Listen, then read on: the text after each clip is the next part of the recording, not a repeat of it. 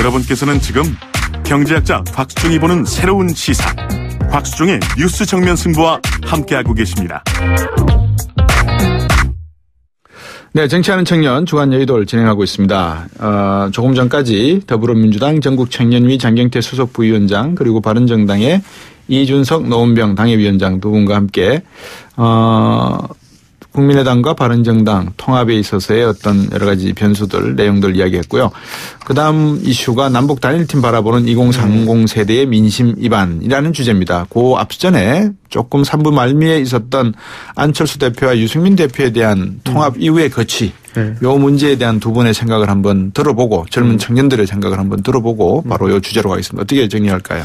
저는요, 이제 잃을 게 없는 두 사람입니다. 그러니까 서로 다 이제 각자 사실 자기들이 대주주였던 당에서 네. 평지풍발 겪었고 2017년 내내. 네. 그렇기 때문에 이제는 도전적인 자세를 좀 보여야 되는 것이거든요. 그렇기 때문에 가장 가까이 다가온 선거에 출마하는 것도 하나의 방법이 될 수 있겠고. 네. 그리고 나머지 한 사람은 당 대표나 이런 거 맡아가지고 당을 추스리는 역할을 맡아가지고 업무 분장이 잘 되면 되는 거거든요. 네. 서로가 이제 대선 주자가 서로 대선 주자는 경쟁의식 때문에 예를 들어 내가 대표 사퇴하니까 당신 대표 사퇴하시고 이렇게 나간다든지 이런 거가 되면은 네.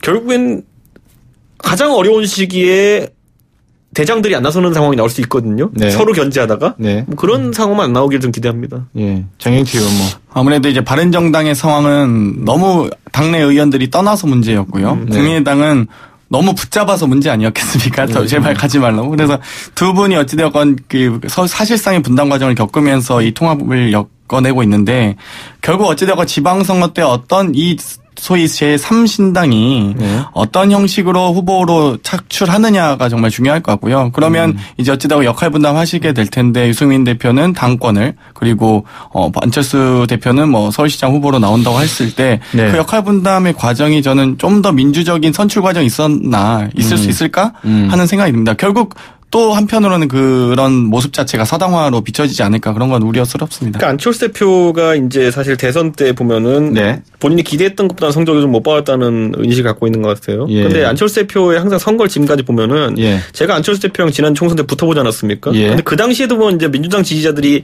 안철수 대표에 대한 강한 비토 정서가 있었고 그렇기 때문에 총선 때 어떻게 될지 모른다 이런 말부터 많았는데 결국에는 이제 꽤 많은 득표를 했거든요, 안철수 대표가. 그게 뭐냐면은 제가 이제 제 지역구 유권자들이니까 물어보니까 그런 심정이 있더라고요. 안철수 대표가 사람은 참 자질이 있는데 정치를 하면서 같이 만나는 사람들이 좀 이상했다, 이런 인식을 갖고 있는 유권자들이 꽤 많았어요. 물론 이번 대선 때는 평가가 좀 다를 것 같기도 합니다만은. 네. 그렇기 때문에 안철수 대표는 항상 그 기대치보다는 득표가 좀 잘 나오는 성향성이 있기 때문에 네. 이번 선거에서 아마 그런 걸 좀 믿고 도전하지 않을까라는 생각을 좀 하게 됩니다, 지금 보면은. 도전하는 게 나을까요? 도전하지 않는 게 나을까요? 안 하면 할 게 없습니다, 그런데. 네. 알겠습니다. 그것까지 하고. 네. 자, 이제 두 번째 이슈. 남북 단일팀을 바라보는 2030 세대의 민심 위반으로 한번 넘어가 보겠습니다.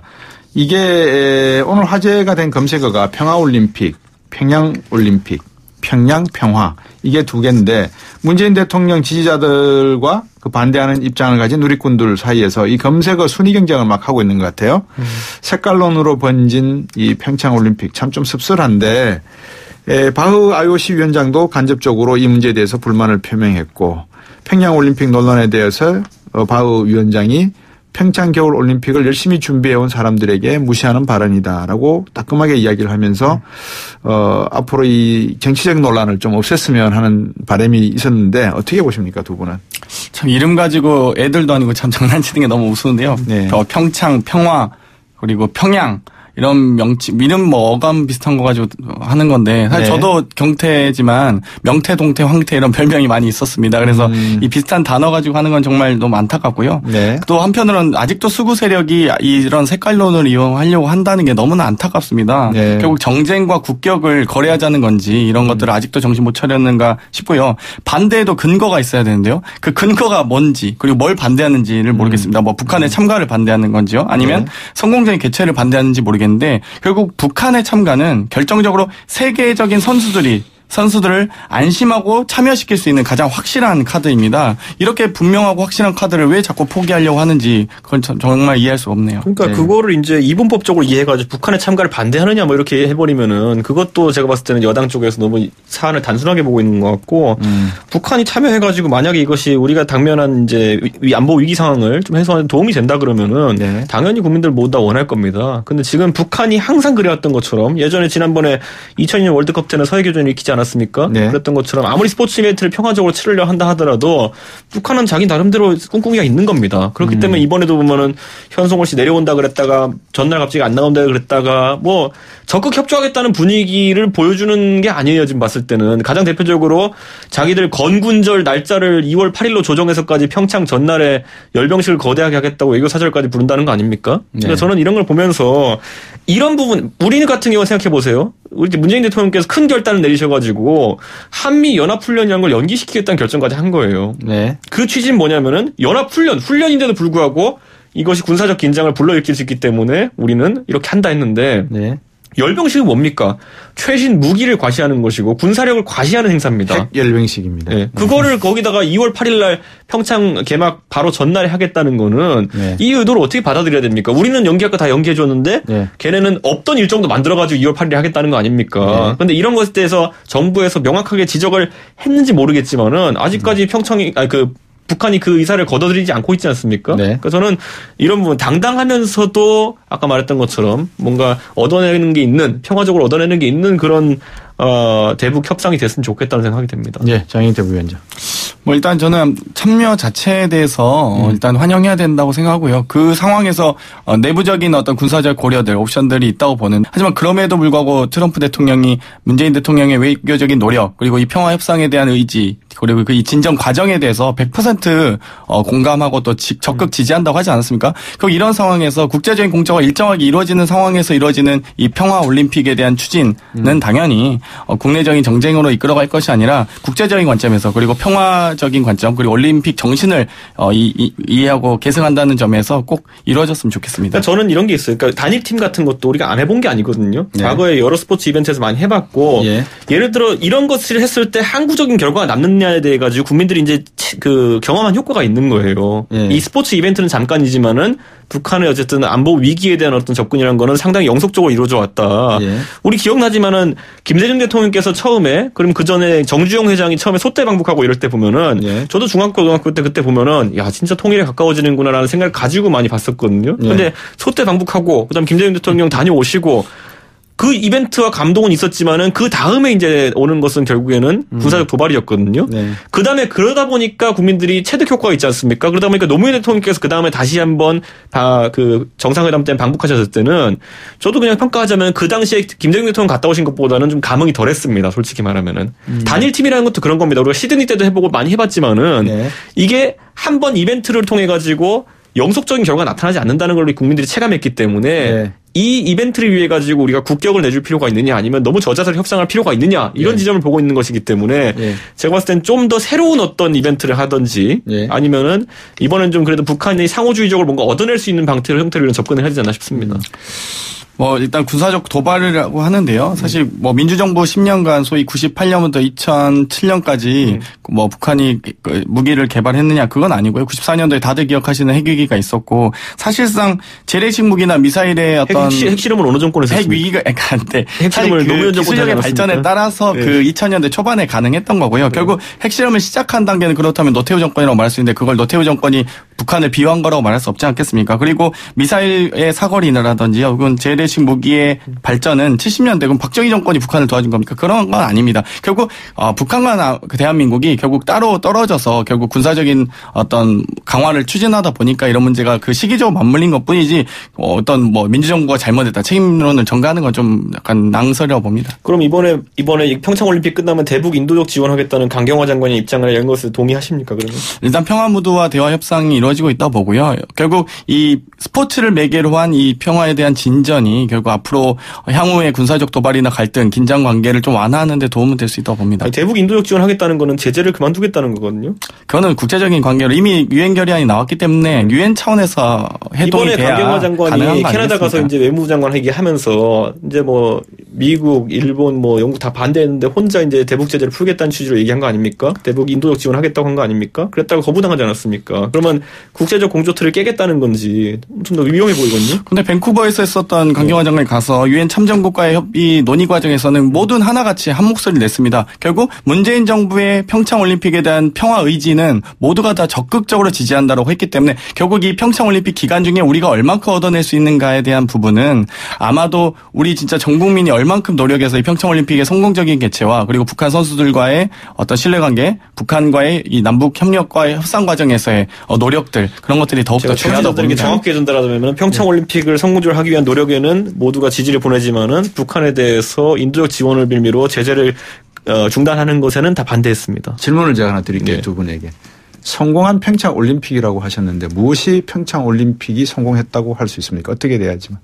저는 성공적인 올림픽 개최라고 하면 인원의 문제, 관객의 물론 관객도 좀 많이 보셨으면 좋겠지만 역사적인 의미가 소위 페어플레이 정신이 유지되고 그 속에서 올림픽에 대한 어떤 경기 중에 트러블이 없는 가장 불협화음이 최소화하는 것이 가장 올림픽 정신에 맞다고 보고요. 어떤 나라가 1등하고 메달을 많이 따는 거는 그 다음에 부차적인 문제라고 봅니다. 저는 국민들이 봤을 때 평가가 나올 겁니다.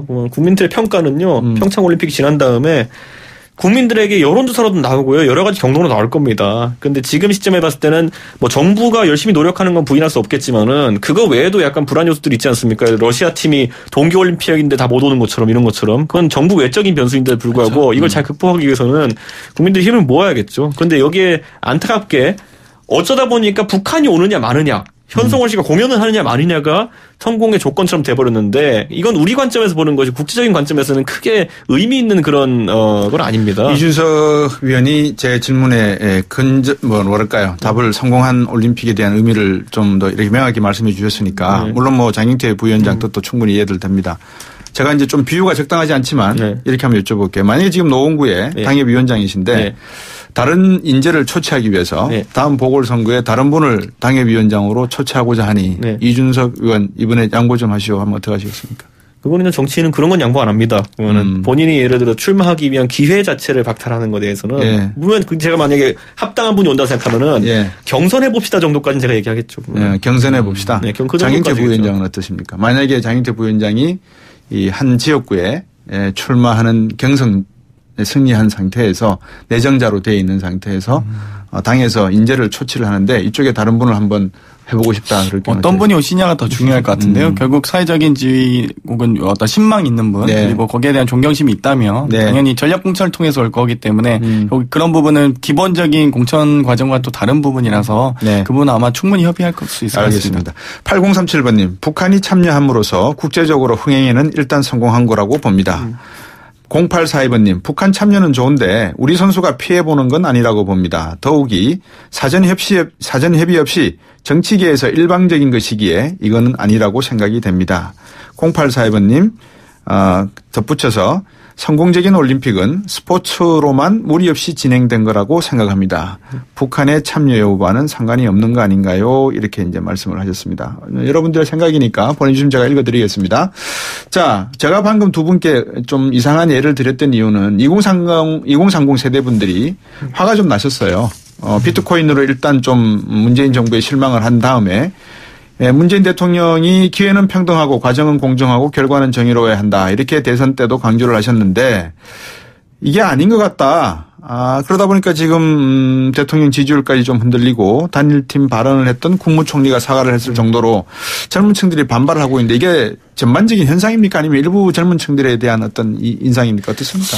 아무래도 2030 세대 같은 경우는 박탈감이 큰 세대이지 않겠습니까? 노력보다는 부모의 재력이 또 출발선에서 열심히 규칙을 지키며 뛰어도 자동차로 목표를 도달하면 결국 어떤 수단과 방법을 가리지 않고 도달하면 그것을 기록으로 인정하는 그런 모습들을 봐왔던 세대거든요. 그러다 보니 공정하지 못하다는 생각이 들면 분노하게 되고요. 또 그런 세대이긴 한데 결국 이 부분에 대해서도 저는 2030 세대의 오해가 많이 풀렸다고 생각을 합니다. 바로 아이스하키에 대한 적극적인 지원으로 그 선수들에게 더 나은 경기와 성장이 가능한 조건을 지원하기로 약속을 했고요. 그리고 또 더 중요한 것은 국민적 관심이거든요. 결국 이런 부분들이 이 아이스하키 대표팀에 대해서 도와주는 거다라는 것들을 인지하고 있다고 생각합니다. 저는 이제 이 청취자분들 중에서도 한번 세 세대가 그런데 구분이 2030이라 엮지만은 이번에 가장 민감하게 반응했던 게 20입니다. 네. 20이 가장 민감하게 반응했는데 예. 그게 저는 제가 어제 마침 제가 저희 지역구의 노원역에서 이제 술자리를 하다가 주변에 이제 청년들이 대화하는 걸 들었는데 20대는 약간 그런 인식이 있더라고요. 뭐냐면 저 같은 경우는 아까 말했지만은 정주영 회장 소떼 방북부터 제가 기억납니다. 그때 중고등학생 때거든요. 그때부터 해서 남북 평화무도 경험을 해보고 이렇게 하니까 기억이 있어요. 근데 네. 지금 당장 대학교 1학년 들어간 분들 같은 경우에는 99년생 막 이러거든요. 2000년 이런 분들은 우선 가장 충격인 게 뭐냐면 이분들 2002년 월드컵 모릅니다. 네, 2002년 월드컵 모릅니다. 우리랑 세대가 달라요. 그리고 그렇다면은 그 2002년 시점부터 남북 간에 어떤 일들인지 생각해 본다면요. 그분들은 오히려 남북 화해 모드보다는 네. 뭐 중고등학교 때부터 기억나는 게 뭐냐면은 연평도 포격 사건이라든지 아니면 서해 교전이라든지 아니면 뭐 핵 개발, 미사일 개발 이런 거라든지 뭐 이런 것들이 젊은 시절의 기억이거든요. 네. 그러다 보니까 북한과의 화해 모드라는 것에 대해서 비중을 두기에는 그 경험이 없습니다, 지금. 그렇기 때문에 저는 아까 장경태 위원장이 얘기하면서도 저는 개인적으로 기대는 항상 합니다. 보면 남북 간의 어떤 이벤트나 이런 게 있을 때 제가 그때 감동받았던 기억이 있기 때문에. 근데 지금의 젊은 세대 같은 경우에는 네. 그 감동을 느껴보지 못했기 때문에 예. 무엇을 위해서 우리 선수들이 희생되어야 되나에 대해 가지고 공감지들을 못 찾고 있는 겁니다. 예. 지금 보면 20과 30이 아주 다르게 나타나는 특이한 현상이거든요. 예. 보통 나이 순으로 아날로그 같이 이렇게 나타나는데 지금 우리 20대 초반 세대 같은 경우에는 북한에 대한 어떤 그 좋은 기억이라는 게 사실 많이 존재하지 않는다는 거. 그 특수한 상황 때문에 이번에 특히 이런 현상이 좀 벌어졌다 봅니다. 예. 근데 아마 이 부분이 사실 좀 오해가 좀 더 풀렸다고 보는데요. 참여하는 과정 자체가 국가적 차원의 노력의 산물이라는 것을 우리 2030 또한 국민들도 알게 되셨다고 생각하는데 네. 결국 초반에 좀 티격태격 경기하다가도 함께 예. 호흡을 합쳐서 감동적인 드라마를 써내려가는 그런 스토리 아니겠습니까? 예. 결국 팀을 이루는 것도 중요하지만 결국 네. 경기에 참여하는 뛰는 것도 중요하는데 이 아이스하키란 종목 자체가 대단히 좀 흥미롭습니다. 전체 엔트리가 23명인데요. 출전 선수는 6명인데 축구와 결정적으로 좀 다릅니다. 예. 결국 선수 교체에 제한이 없다는 거군요. 예. 아무 때나 횟수나 인원에 제한 없이 예. 교체가 가능하기 때문에 정말 이 경기를 좀 화합하면서 뛸 수 있는 그리고 23명 중에 북한 선수들이 좀 일정 부분 한 30% 들어온다고 할지라도 예. 경기력이 저하되거나 이런 부분은 아닙니다. 노력 자체가 막 뭔가 자기의 노력을 뺏긴다든지 아이스하키 선수들 중에서 불이익이 있다면 정말 문제겠죠. 근데 그런 불이익이 없는 종목이기도 하고요. 또 이 아이스하키 팀이 참여하는 과정에서도 우리나라 올림픽위원회와 아이스하키 연맹 그리고 세계올림픽위원회와 국제아이스하키연맹 등의 협의를 통해서 조건부로 올림픽 출전권을 따내게 됐거든요. 사실 이 말이 무슨 말씀이냐면 이번에 그 세계 랭킹 10위 안에 있는 나라들이 모두 출전하고 있는데 우리만 22위입니다. 그래서 우리나라가 이 조건부로 왜 출전하게 됐느냐 하면 외국인 코치 그리고 귀화 선수의 영입 시설 투자 같은 것들 어떤 우리 아이스하키의 기량을 향상시키기 위한 조건들 모두 다 국가적인 차원에서 노력이 있기 때문에 이 선수들을 위한 지원 자체가 대단히 우리가 국가적 차원에서 노력했다라는 것들을 좀 증명하고 있는 것 같습니다. 제가 이번 정부가요 그렇게 길게 이제 아이스하키에 대한 기술적인 설명을 해야 돼가지고 변명할 상황이 아니라요. 저는 딱 이거 한 가지 말씀드린다 봅니다. 협상을 북한과 들어가기 전에 동계올림픽 스포츠에 보면 팀 스포츠 별로 없습니다. 그러면은 결국에는 단일팀 할 수 있는 게 별로 없거든요. 그렇기 때문에 특정됐으면은 협상장에 들어가기 전에 그걸 이제 현재 감독이라든지 이런 분들과 상의해가지고 우리가 남북 대화를 위해 가지고 이런 정도 뭐 협상하면서 단일팀 논의를 해야 될 수도 있다. 그러면 선수들과 감독들이 여기 동의해줬으면 좋겠다라고 얘기하고 안 되면 설득하자는 과정을 좀 거치고 물론 이번에 시간이 촉박하게 이런 게 이루어진 것도 있지만은 전화 한 통 못 합니까? 아니면 가서 찾아서 그거 하나 좀 못 구합니까? 그거 없이 지금 한 다음에 결과를 통보했기 때문에 결국 아까 대통령께서 말한 거 과정은 공정하고 뭐 결과는 정의로든 이런 거에서 과정이 없지 않습니까? 보면 선수들 입장에서는 청천벽력 아닙니까? 그 부분이 제가 이제 오늘 오프닝에서 사실 우원식 원내대표하고 1차 인터뷰하기 전에 했던 이야기예요. 원내대표를 초청해서 청와대에서 이야기를 해야 되겠다. 우원식 원내대표가 제안을 했더라고요. 청와대에다가. 대통령께서 당선이 되고 박근혜 정부에서 가장 국민들이 목말라 했던 것이 소통이었습니다. 투명한 소통.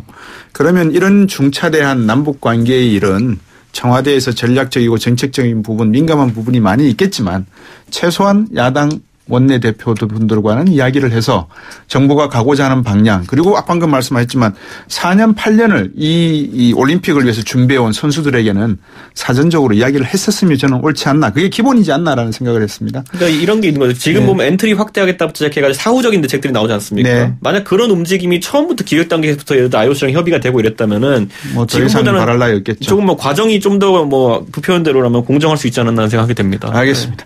자, 청취자 여러분, 여러 가지 뭐 말도 많고 뭐 탈도 많습니다. 정치라는 게 원래 그렇지 않습니까? 하지만 평창 올림픽 우리가 삼수 끝에 준비한 거고요. 민생을 위해서라도 정치는 모르겠습니다. 민생을 위해서라도 성공을 해야 되고 잘 관리해야 될 것 같습니다. 뉴스 정면 승부 정치하는 청년 주간 여의도 더불어민주당 전국청년위 장경태 수석부위원장 바른정당 이준석 노원병 당협위원장 두 분과 함께했습니다. 수고했습니다. 고맙습니다. 감사합니다. 예, 감사합니다. 박수정이었습니다. 내일 뵙겠습니다. 고맙습니다.